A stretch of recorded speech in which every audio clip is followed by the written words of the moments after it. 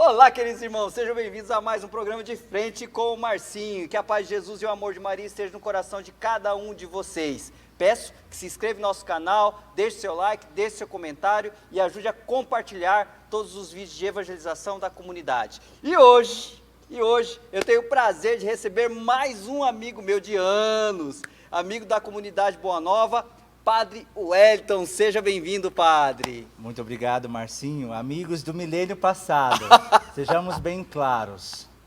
Pior, do milênio Do passado. milênio passado. Verdade, verdade. Padre, gente, para quem assistiu a live, assim, meio que quebraram o meu programa na live. O padre estava presente, né? E o irmão, muito querido meu, começou a querer fazer a entrevista lá. Mas tudo bem, sem problema nenhum, vamos começar, como diz o outro, vamos começar do começo. Do começo. Então vamos lá. Padre, você é natural de onde? Você já tinha falado na live, mas pode repetir aqui, não tem problema não. Eu nasci em Brasília, É. minha família morou ali por alguns anos, 7 anos, 8 anos no máximo, e vim para Campo Grande, eu tinha 2 anos de idade. Ano que vem já vai fazer 40 anos que moramos aqui nessa cidade morena. Então eu sou muito mais campograndense do que brasiliense. Eu falo que ali foi um erro de percurso. E aí vocês foram já lá para onde vocês moram ainda hoje, padre? Ou tiveram em outros bairros? Meus pais moram ainda na mesma casa, a gente mudou em 81, lá na Copa Vila 2. Ah. Fomos dos primeiros moradores do bairro. Sim, Nossa! o bairro foi inaugurado em 79, nós Ah. mudamos para ali em janeiro de 81. Então era um areião, aquela areia branca, eram as casas sem Nossa. divisória, sem muro, sem cerca, Sem branca, nada. sem pintura. E chegamos ali, 10 pessoas para morar numa casinha. Rapaz, naquela época de areião, de coisa, o asfalto foi chegar lá quando? O asfalto foi chegar na em- década de 90, bem depois que nós estávamos ali já. Isso foi uns 10 anos depois, então. Bem para mais, quase uns 15 anos de areião, Nossa. de barrão quando chovia. Ixi, eu que sei, eu que morei para aqueles lados lá, morei pelo aerorancho ali. O aerorancho é pior, padre, era pior. Não era à toa que era chamado de aerobairro. Aerobarro. Aerobarro, coitado. Verdade. Só quem morou para aqueles lugares, ou dessa época, lembra do aerobarro, né? Ah, então, a sua infância, então, a sua juventude, foi tudo lá no Copa Vila? Foi toda ali. Meu pai foi um dos construtores da primeira capelinha ali da região, que foi que hoje é a paróquia Cristo Rei, que era a comunidade Cristo Bom Pastor no Tarumã. Certo. Então, quando nós chegamos, não tinha nada, a paróquia ali não existia. Quer dizer, do Guanandi para lá, do Trevo de Ibiruçu para lá, não tinha tinha basicamente nada. Não tinha nada. Você Principalmente do lado você tinha umas esquerdo. fazendas, tinha uns Isso. pastos, mas não tinha nada. Então, passei a minha infância toda ali, estudei ali nas escolas ali do bairro também, e ali meus pais estão até hoje. Eu estou com eles ali morando nesse tempo de férias, estamos ali até hoje. E, assim, os seus pais, como você está falando, sempre foram católicos, então? Sim. Você sempre esteve na igreja. E esse primeiro contato, assim, você fez provavelmente primeira comunhão, as coisas, tudo lá na paróquia. Hoje a paróquia Cristo Rei, na época pertencia a Cristo Luz dos Povos. Para você ter uma ideia da dimensão, Isso, eu tô da imaginando dimensão aqui. que tinha, né? Aham. Sim, a minha primeira comunhão foi ali, a minha catequese, foi tudo na paróquia ali. O primeiro pároco foi o padre Uralino, que hoje é o ecônomo da diocese. Foi ele que, meu primeiro confessor, foi ele que me deu Jesus pela primeira vez. Legal. E assim, depois disso, padre, você passou. Como que foi o seu encontro, assim, pessoal com Jesus mesmo? Você falou assim, puxa vida, é isso aqui que eu quero. Foi num retiro, foi num encontro. Às vezes foi até na primeira comunhão, às vezes, né? Quando que você falou assim, puxa vida, eu sou católico e daqui eu não arredo o pé? Marcinho, graças a Deus eu nasci num berço católico. Sim. Né? Assim, no sentido de que a minha família sempre esteve muito presente na igreja, meus pais fizeram cursilho, minha mãe era filha de Maria, na época que era muito forte ainda esses grupos, eram ainda grupos, antes do concílio, então era muito divulgado no Brasil, esses grupos, as Pias Filhas de Maria, né? Meu pai também foi membro de arquiconfraria, tudo lá em Goiás, quando moravam lá. Então, vindo para Campo Grande, sempre com esse envolvimento com a igreja, os meus irmãos Nós somos em 8. Né? Em 8. Os meus irmãos, que os mais velhos, então já começava a frequentar grupo de jovem ali na paróquia. Então sempre eu cresci num ambiente católico. Eu lembro que tínhamos o costume, não lembro se era de todos os dias, mas depois do jantar a gente ia para o quarto dos meus pais, todos os 10, ou alguns que eram mais rebeldes não iam, aí apagava as luzes, acendia as velas e rezávamos o terço. Que lindo. Isso era padre. algo que era sempre, a gente repito, não lembro se era todo dia, mas era com uma frequência muito grande. Então, eu cresci nesse ambiente, né, de missa dominical, mesmo que não parasse quieto, mas missa dominical.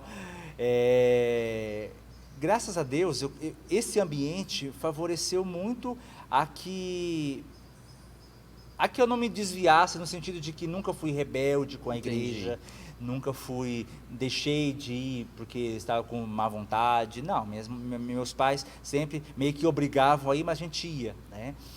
Então, para dizer de um momento, de um particular assim, talvez eu colocaria por volta dos meus, agora tem que fazer as contas, por volta dos meus 15, 16 anos. Isso no século passado. Isso no milênio passado, né? Não é nem só no século passado. No milênio. Então foi mais ou menos nessa época, de 15, 16 anos. Embora, repito, eu sempre frequentava, por conta dos meus irmãos mais velhos, irem já em grupo de oração. Eu tinha uma irmã que frequentava o grupo de oração ali na antiga Fukmate, que era o grupo Tupanci Poranguetê, da Rocilda. Mas é sério mesmo isso? Existe, o nome era esse? Era o nome tupi, né? Que significa Formosíssima Mãe de Deus. Rapaz, não sabia dessa. Tupanci Poranguetê, é o nome guarani.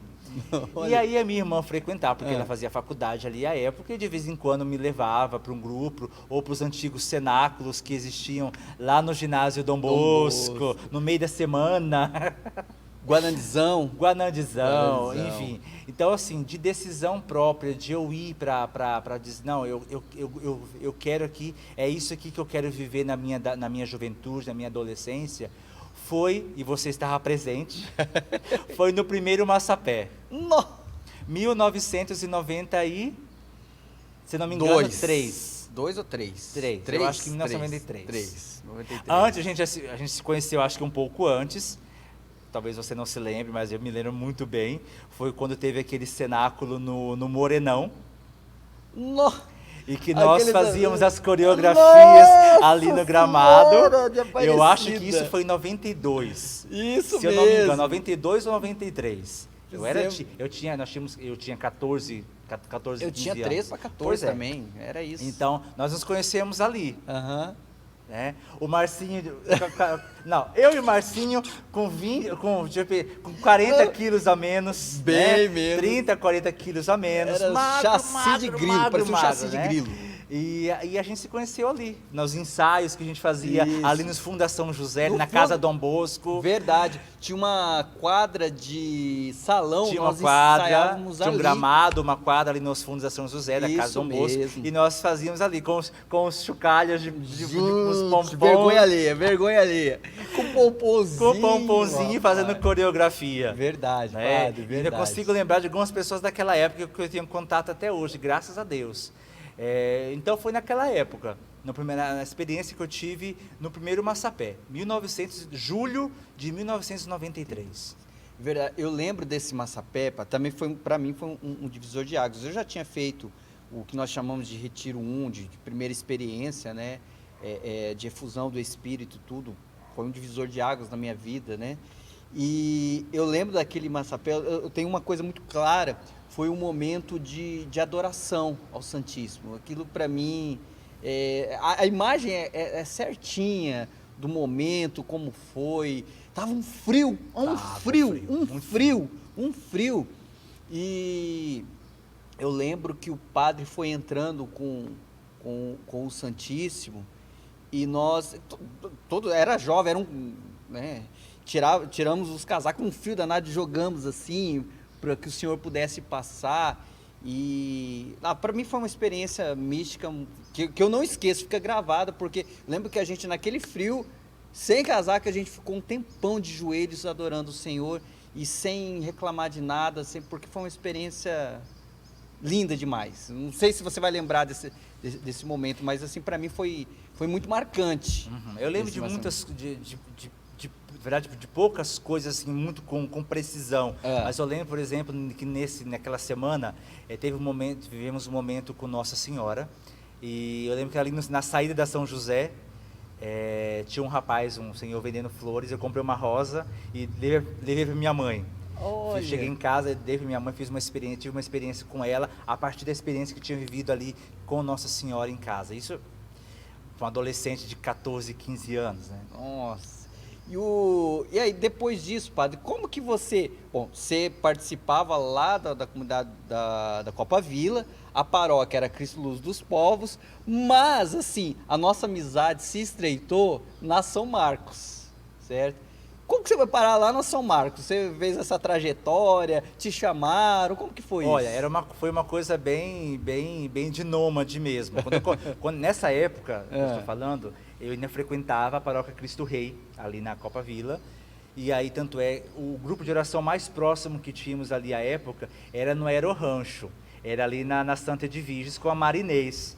Marinês, a Ângela, a família Mendes. Sim, né? sim, eu conheço todos. Pois é, então eu Olha frequentei que- aquele grupo de oração ali com a Marinês, que era no sábado, à tardezinha, eu lembro muito bem, por um pouco mais de um ano. Eu frequentei. E dali, depois, nesses retiros da vida, nesses encontros, nesses massapés, eu conheci o povo da Cristo Luz. Aham. E aí, os meus pais também começaram a frequentar a Cristo Luz. Porque nós, na época, nós éramos muito amigos do Padre Leandro. O Padre Leandro frequentava na minha casa um tempo de grupo de jovem, que Padre também era da Copa Vila. Leandro, que está Que era, hoje- que era o padre da São José, Sim. ficou até pouco tempo atrás. Ele, na sua época de jovem, era amigo dos meus irmãos, era do grupo de jovens dos meus irmãos lá na Copa Vila. Então, Rapaz. quando ele virou o pároco da Cristo Luz, Ah. nós somos também.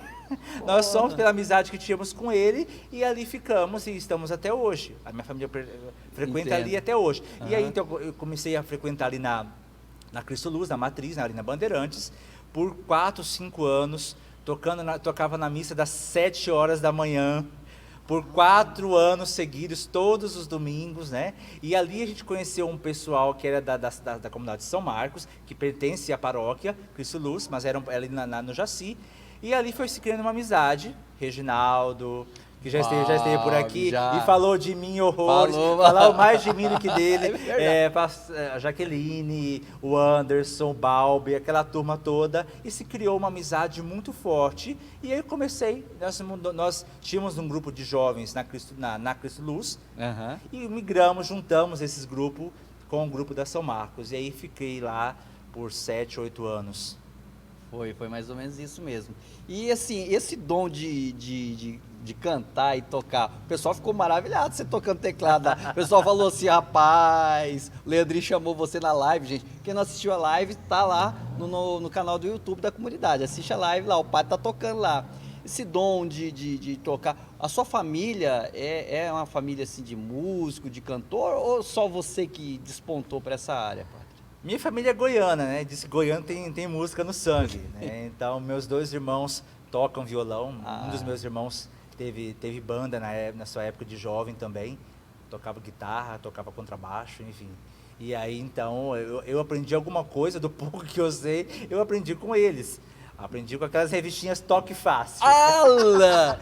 Aquelas revistinhas que vinham, ô rapaz, eu não sei tocar nada, não sei cantar nada, mas eu tinha que ir lá só para aprender a letra Então das foi músicas. meio pela necessidade. No grupo não tinha ninguém que tocasse. Eu falei, eu acho que eu vou começar a aprender. E foi por necessidade e por gosto também. E eu comecei a me interessar por música desse jeito. E aí você já tocava, antes de ir pro grupo jovem, você já tocava na missa, né? Já tocava na missa. Tocava na missa. Toquei na missa ali na Cristo Luz, na Matriz, por 3 ou 4 anos. Depois na São Marcos, fiquei ali até o tempo de ir pro seminário, basicamente. E nesse tempo, quem que tocava com você, padre? Você lembra lá? quem que Olha, tava, é um povo que está na ativa até hoje, são 3 irmãs, a Edith, a Edna, a Marlene, Sim. Tinha a Cristiane e o Joãozinho, não sei se você lembra deles, Sim. que toca a bateria, que toca Aham. até hoje, né, que eles moravam na época no Taverópolis. Então é esse povo aí. O Anderson, o Tiquinho, já começou naquela época a tocar também conosco. Depois que nós fomos para São Marcos, aí a gente chegou, ali tinha o Balbi, o Weber, o Reginaldo, e aí a gente começou, e fiquei ali por longos anos. O Weber toca o quê? O Weber toca horrores. O Weber toca o quê? O Weber hoje toca só Kombi e Fusca. Mas ele tocava? Eu não lembro disso. Tocava, ele tocava uma musiquinha que era só aquela que ele sabia fazer, que a gente brincava com ele. É igual o irmão nosso aqui da comunidade também, que só sabia tocar o Weber é brincadeira, viu? Weber, na verdade, o meu é verdade. Eu queria saber o que você toca, porque eu não lembro, irmão. O Weber tocava contrabaixo.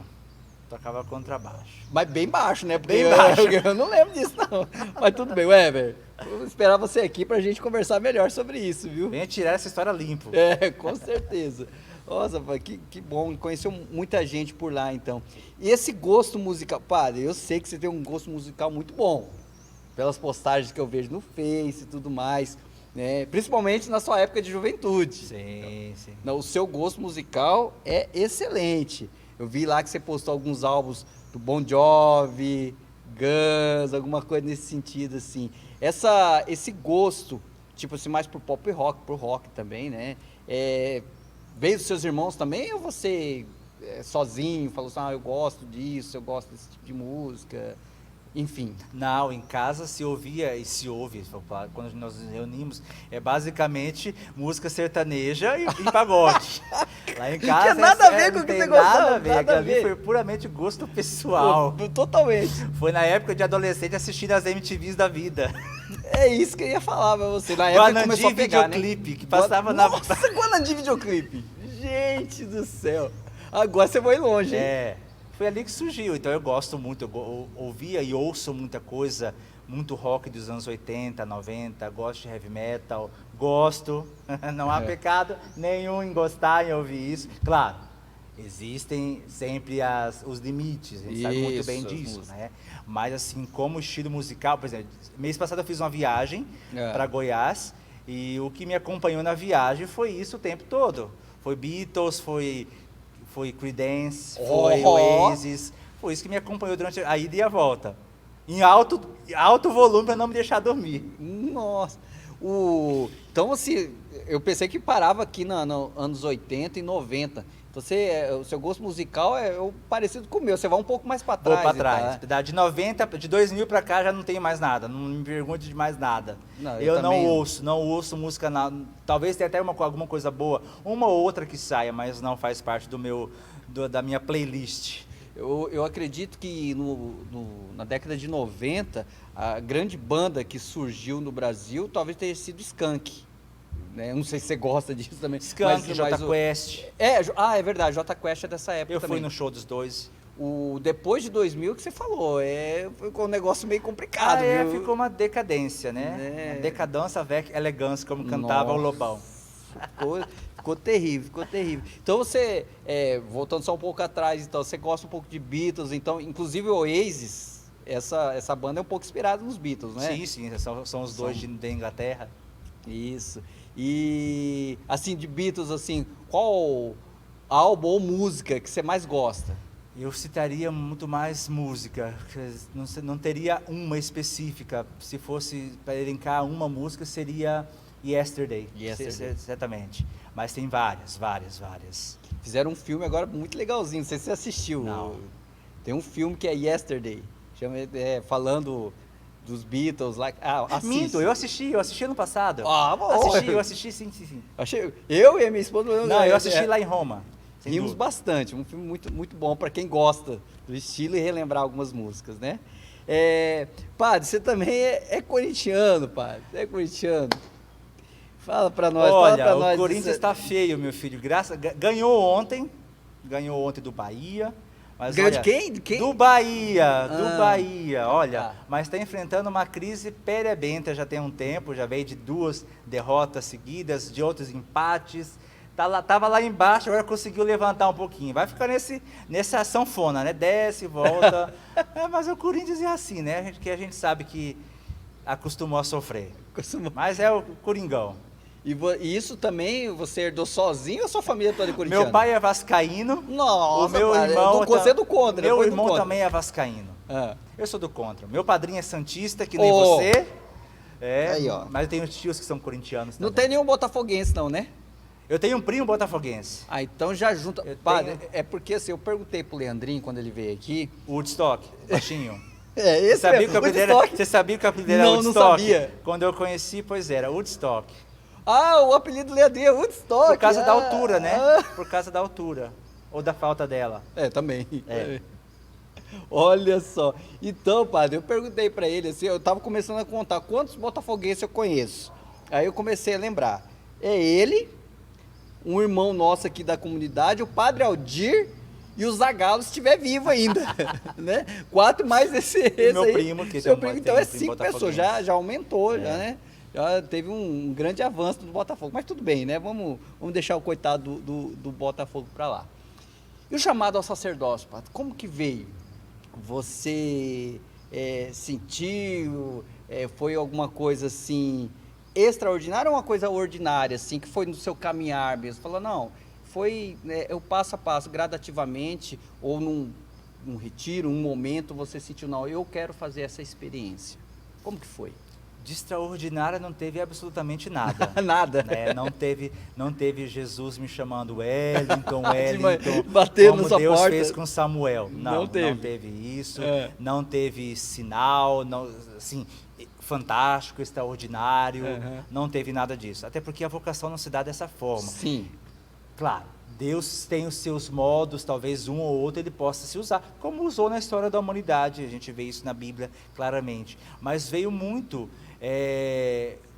gradativo, bem lento, esse processo de discernimento. Né? Então, Uhum. não tem como falar de vocação ao sacerdócio sem falar da minha vida na igreja, na própria paróquia, na própria renovação, onde eu caminhei por uns pouco mais de 10 anos, porque brotou, despertou a partir da vivência. Não é lá no quarto fechado com a Bíblia na mão que Deus vai chamar. Sim. Não é na solidão ali. Deus vai chamando e vai dando sinais sensíveis, pequenos, no dia a dia da nossa vivência de oração, na nossa vivência em comunidade, em paróquia, de igreja, né?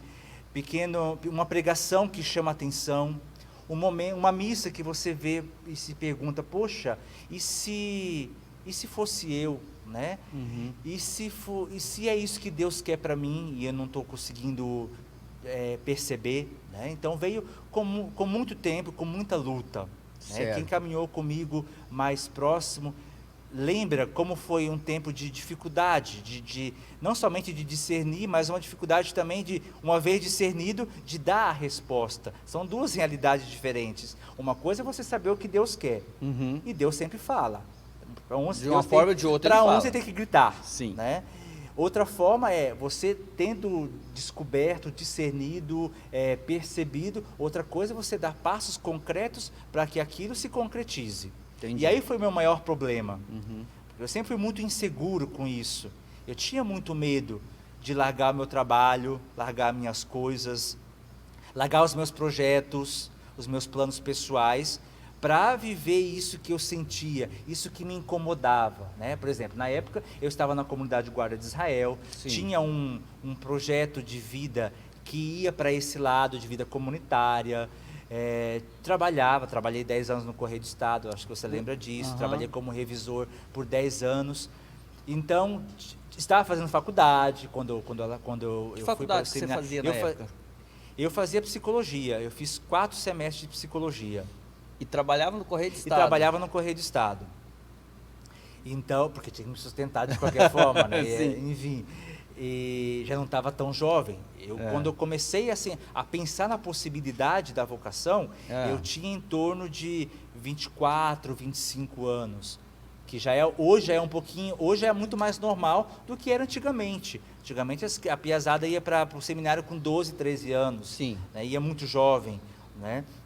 Eu fui entrar para o seminário com 30 anos. Então, algo que foi um processo muito mais maduro. Pode ter sido, sem dúvida, eu acho que foi uma decisão muito mais acertada, mas é que não foi fácil de forma alguma, Porque de um lado estava o Wellington com seus projetos pessoais. Sim. Queria trabalhar para isso, queria ter minha família, como sou de uma família grande, eu queria ter uma renca de filho, né? Então, estava dos meus projetos pessoais, né? De me consagrar de alguma forma na igreja. De outro lado estava Deus que insistia, Deus que chamava, Deus que convocava, e eu com dificuldade para ouvir se era aquilo mesmo, se era coisa minha, se era coisa de Deus, né? Então, o processo de discernimento vocacional, isso vale para qualquer forma de vida consagrada, ou matrimonial, ou leiga. Ele não é tão simples. Me espanta muito, por exemplo, só fazendo um parênteses, Sim. Me espanta muito casais de jovens que começam a namorar hoje, daqui 5, 6 meses estão noivando e falando em casamento. Eu acho algo muito precoce, porque não é assim. Não é somente juntar as escovas de dente, né? Não é por nada disso. É algo que precisa ter muito claro, que é algo que é para sempre. É para sempre. É o ensaio, mas que é algo que é para a partida principal. Não é um ensaiar para algo chegar ali e vamos desmarcar a partida. Não é? É algo que é para sempre. Então, esse para sempre me assustava um pouco. Entendi. De tomar uma decisão que influenciaria de uma forma absurda e total na minha vida, que era deixar o meu trabalho, que era deixar a minha família, embora se casasse também deixaria a minha família de alguma forma, né? Que era deixar os meus projetos, os planos do Wellington, para seguir os planos de Deus. Então, foi algo que foi amadurecendo com o tempo, que eu chorei muito, que eu lutei muito, né? Lutei como Davi e Golias, era bem essa luta desigual mesmo, porque era desigual, brigar com Deus é sempre desigual, mas no final ele sempre vence, né? Ele sempre vence, porque é muito mais forte que nós. Então foi um processo longo, sofrido de alguma forma, né? Que procurava um lugar para me encaixar ali, procurava um lugar onde eu me encontrasse, e fiz algumas experiências nesse sentido e não me encontrava, até que eu me deixei guiar por Deus. Falei, não, vou procurar um diretor espiritual, vou procurar alguém que possa de fato me orientar, não quero mais caminhar sozinho, não quero mais pensar na possibilidade, sem vivenciar. Entendi. Então eu preciso dar um passo concreto, um passo decisivo. E foi quando eu procurei Dom Vitório, à época, que era o nosso arcebispo ainda, isso foi em 2008, procurei Dom Vitório para conversar, pedi uma direção, um orientamento, eu tive alguns encontros com ele, eu fui exigente, falei, não quero nenhum padre, eu quero direto ao bispo, né? Fui ao bispo, marquei um horário com ele conseguiu abrir uma brecha na agenda dele lá, com um horário que ele não atendia, mas ele me atendeu, e aí foi nos encaminhando, e aí chegou um momento, ele fez a proposta, isso era outubro de 2008, nunca me esqueço, 4 de outubro, dia de São Francisco. E ele me fez a proposta, né? Você está disposto a entrar para o seminário ano que vem? Eu já estava com quase 30 anos. Eu falei, Dom Vitório, eu não estou em idade para brincar com as coisas mais. Já estou adulto, não posso dar um passo e daqui a pouco me arrepender e fazer o que da vida, né? Então, eu não estou disposto por enquanto. Aí, conversa vai, conversa vem, ele me fez uma proposta bem decente. Tem nada de indecente nela, né? Ele me propôs, então continue trabalhando, já que eu trabalhava somente meio período, continue trabalhando e venha morar no seminário, até quando você tiver uma capacidade de tomar uma decisão, se é isso ou se não é. Não dei a resposta de imediato, retornei com ele 2 semanas depois, e aí falei para ele, não, se com essa condição, eu topo. E aí entrei para o seminário, fui morar no seminário, à época já era o padre Rosinei o reitor, que depois eu vim morar com ele como formador, como vice-reitor, e fiquei assim durante 6 meses, até o mês de junho. Quando se completaram 10 anos que eu estava no jornal, eu pedi demissão, falei com o padre, falei com o Dom Vitório, falei, não tenho mais dúvida nenhuma de que é isso que eu quero, e mais ainda, de que é isso que Deus quer. E estou aqui até hoje. Foi um tempo de muita dificuldade, de muita crise, mas depois que eu tomei essa decisão, eu nunca mais tive nenhum momento de pensar, será que é isso, será que não é? Ou me deixar influenciar pelos fatores, pelas coisas que acontecem, que vêm até nós, e que balançar a vocação. Desde essa resposta que foi acertada, madura, rezada, eu nunca mais tive dúvida da minha vocação. Maravilha esse testemunho, padre. Esse tempo de seminário, você já estava com 30 anos, Já. certo? Você teve alguma dificuldade, porque como você mesmo disse, tinha a gurizada que estava no seminário, a idade era menor. Alguma dificuldade nesse sentido? Falou, puxa vida, eu tô com 30, a gurizada está com 16, 17 anos, assim, essa interação, a palavra que eu quero chegar é essa interação foi difícil ou não teve problema nenhum com isso, pai? Olha, no ano que eu entrei, em 2009, entramos 2 da minha paróquia. Eu, que era o mais velho, que tinha 30 anos, e o mais novo, que à época tinha 16 anos, que é o padre Lineker. Ô, padre Lineker, já esteve aqui, Já esteve aqui. Então, para você ver a diferença, éramos os dois vindo da mesma realidade paroquial. Sim. Eu com 30 anos e ele com 16. Então, só para a gente ver a diferença. Mas se eu pudesse falar, pensar em achar que não foi dificuldade, mas algum ponto, tinha ele que tinha outros que tinham 17, padre Causeli daquela época também tinha 17 anos, então tinha uma diferença, mas nunca foi um empecilho. Tinha um respeito da parte deles. Por exemplo, eles queriam sacanear, na época de seminário, todo mundo quer sacanear com todo mundo. Não pense que ali está todo mundo rezando o dia inteiro, contemplando os mistérios gloriosos o dia inteiro do Santo Rosário, que não estão. Né? Estão ali colocando pasta de dente no tênis do outro, estão ali jogando água por cima. A sadia convivência. A sadia convivência, né? Então fazia muito isso. Então, quando eles queriam fazer isso com o meu companheiro de quarto, que era o padre Juscelândio, que era o algoz deles, era a vítima deles, eles me pediam permissão, para você ver, olha, a gente pode entrar no seu quarto de noite para sacanear com o Juscelândio. E você não deixava, né? Não, eu deixava, falei, faz, desde que não façam comigo, tá bom, né? Mas fizeram comigo, claro que faziam, né? Que o respeito tinha limite também, né? Então assim, mas nunca teve um problema grande por conta dessa questão de idade, não. Até porque, como eu tenho muitos sobrinhos, sempre convivi com gente mais nova. Então, de uma certa forma, tinha esse olhar um pouco mais, não digo paternal, porque nunca me senti pai deles, estávamos ali como iguais, mas muitas vezes entrava na onda também, sem dúvida. Foi sempre muito sadio nesse sentido. Assim, já pegando esse gancho aí dessas situações assim, até engraçadas, você lembra de mais alguma situação assim, engraçada, ou dentro do seminário, ou nesse tempo de caminhada, você fala, puxa vida, essa situação foi tão engraçada que eu trago até hoje na minha vida, quando eu estou conversando com alguém, eu relembro dessa situação, alguma coisa nesse sentido, ou às vezes lá no seminário, ou nesse tempo de caminhada, ou às vezes na saída em Roma, alguma coisa assim, padre, você fala, puxa vida, esse negócio foi tão engraçado que... Sempre que eu tô em tal lugar, eu lembro dessa situação. Alguma coisa nesse sentido assim, você lembra? Olha, o povo da minha época de seminário não tinha nada de santo nesse sentido, não. Era um povo que aprontava, era uma molecada boa. Né? Muitos deles são padres hoje, por exemplo, na minha turma, quando nós entramos no seminário, éramos 13. Nós hoje somos 6 padres. 6 padres, ou seja, quase metade, né? 2 deles faleceram, alguns continuam na caminhada, mas assim, então tinha muita coisa no seminário propedêutico, de modo especial, o pessoal aprontava muito, de um levantar para pegar alguma coisa na cozinha, o outro aproveitar e encher de shoyu no copo de Coca-Cola. Rafael Barreto, essa é pra você. Shoyu na Coca-Cola, essa é a primeira vez que eu ouço. Colocar shoyu na Coca-Cola, tirar o estrado da cama, a pessoa sentava e caía. Isso que eu falei, encher o sapato de pasta de dente.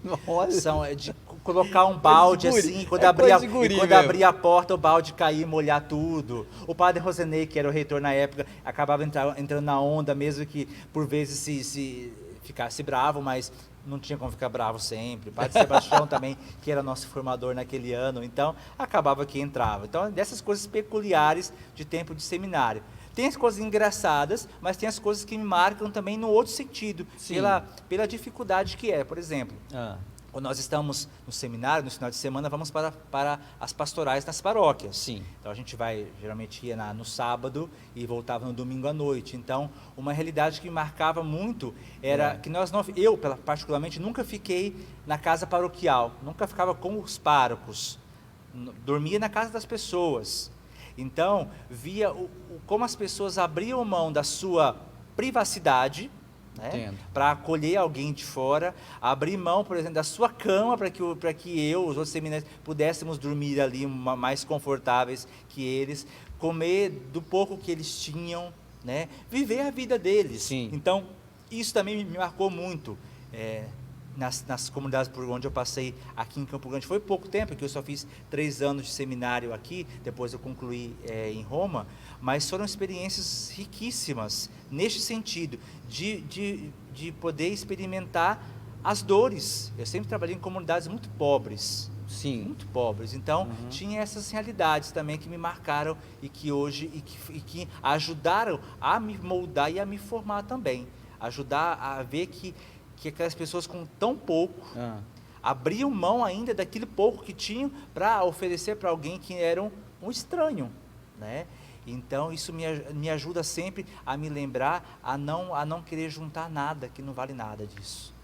Acumular coisas, juntar coisas, ser mesquinho, ser medíocre, isso não vale de nada, não vale de nada. Acreditar na providência, né? Acreditar na providência, acreditar que Deus cuida de nós, e Deus cuida de nós. Com certeza. Você falou que você terminou os estudos em Roma, então por que você foi terminar lá em Roma os estudos?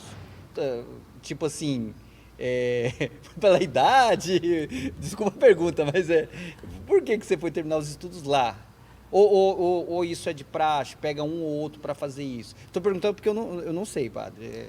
Não, de fato, eu fui o primeiro seminarista a estudar fora. Sim. E quase o único, depois de mim só foi mais um que fez uma experiência na França. Mas assim, o que aconteceu? O Dom Dimas tinha acabado de chegar à diocese. Sim. Ele chegou em Isso é 2011. 2011. Em 2012 eu fui para Roma, então ele me chamou para conversar no começo de 2012. Eu estava no 3º ano de filosofia ainda. E disse que tinha recebido uma proposta de bolsa de estudos. Entendi. Para estudar em Roma. E aí, conversando com os formadores, com alguns padres, acabaram por me indicar. Talvez pela idade? Talvez, né? Os critérios... Era só uma pergunta, eu não sei, os critérios, né? Eu sei que ele me propôs. Você está disposto aí? Eu falei, bobo, eu não sou de falar que não, né?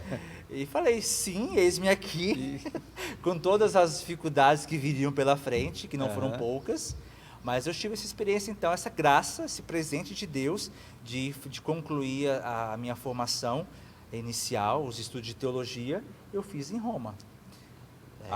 Foram 3 anos, de 2012 a 2015, então eu concluí lá o processo inicial formativo do estudo de teologia em Roma. Sim. E a ordenação foi que ano? Foi em 2017, então eu voltei de Roma em 2015, fiquei 1 ano ainda fazendo trabalho pastoral em 2 paróquias. Depois, no final desse 1 ano, eu fui ordenado diácono, em 2016, 16 de julho, de Nossa Senhora do Carmo. Depois eu fiquei mais um tempo nessa paróquia onde eu estava, a paróquia São Sebastião, e fui para o seminário propedêutico como diácono, em 2017, no início de 2017, para ajudar o padre na formação. Então, eu era o formador, eu era o vice-reitor, e ali fiquei 1 ano e meio. Em 2017, em março, dia 25 de março, dia da solenidade da Anunciação do Senhor, eu fui ordenado padre na paróquia Cristo dos Povos, que é a minha paróquia, né? Fui ordenado padre ali, então já tem um pouco mais de 3 anos. Nossa. E esse retorno para Roma para estudar novamente, foi em que ano? Isso foi em 2018.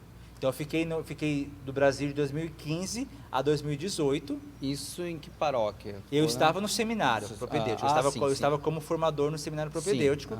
Fiquei ali 1 ano e meio, fiquei de janeiro de 2017 até setembro de 2018, quando eu fui para Roma, que o ano acadêmico lá começa em outubro. Então, desde outubro de 2018 até julho deste ano, eu estava em Roma fazendo mestrado.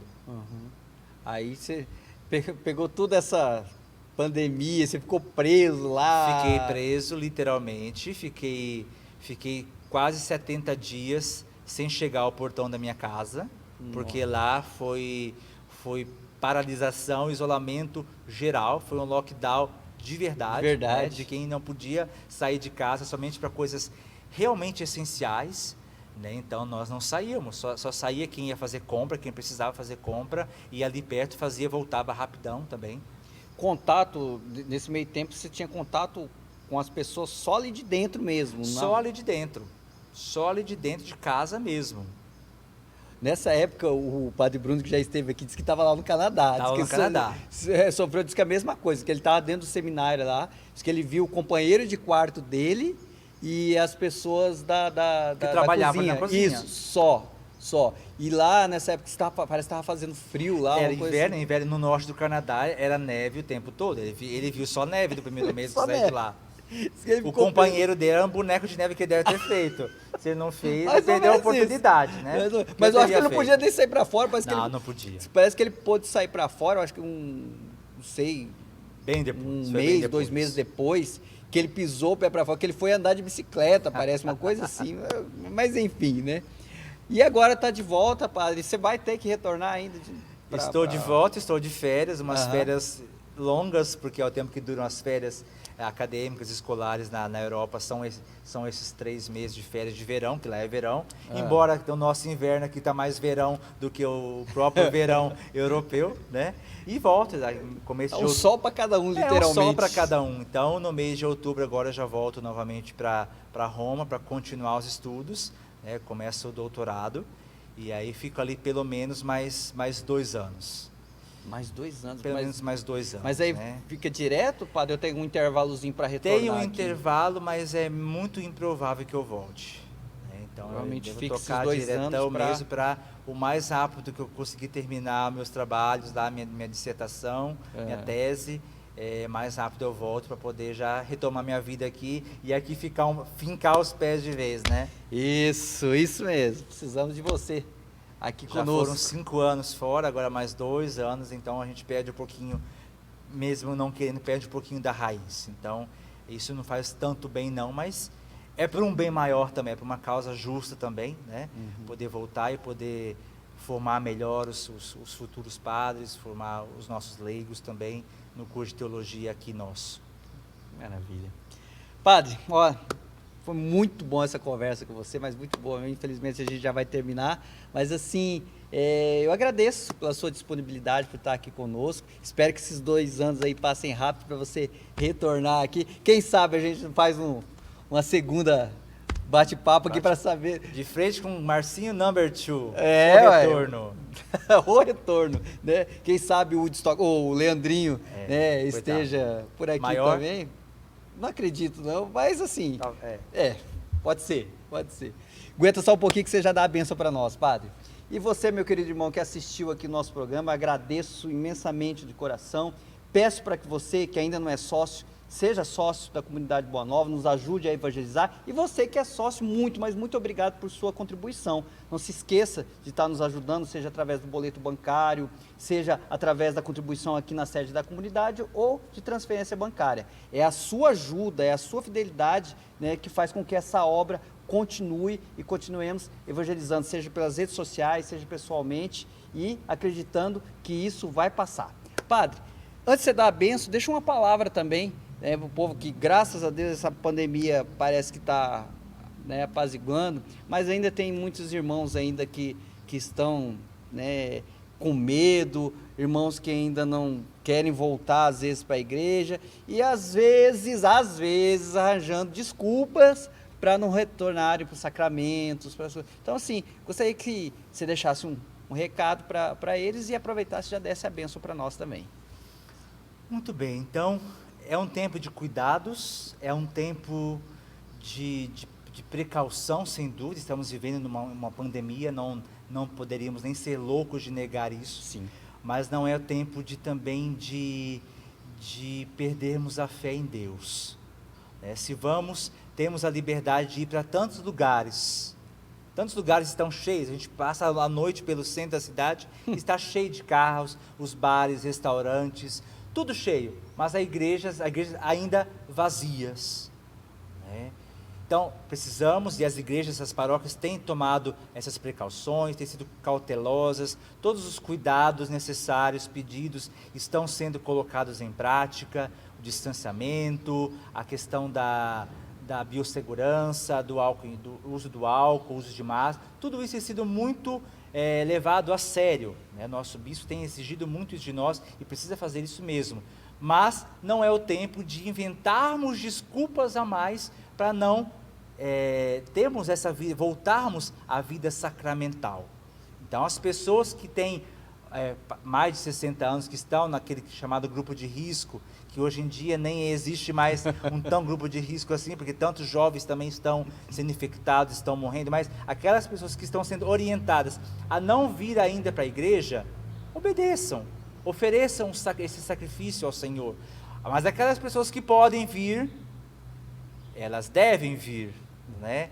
Voltar à vida sacramental, deixar o medo, a neurose um pouquinho de lado e retomar a vida normal. Ela continua, o Senhor está nos esperando.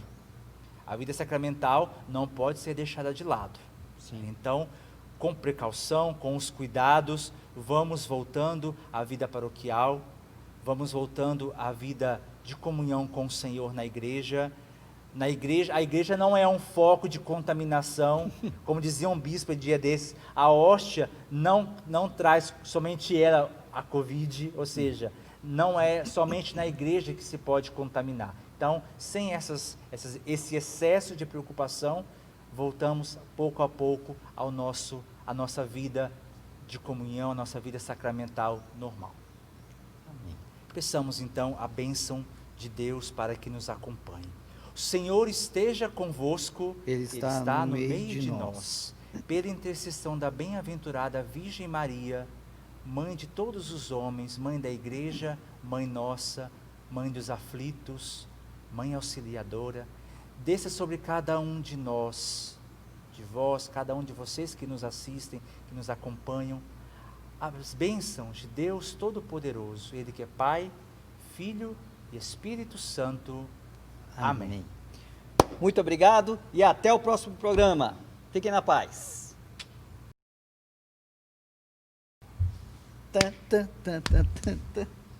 Amém, amém, Woodstock.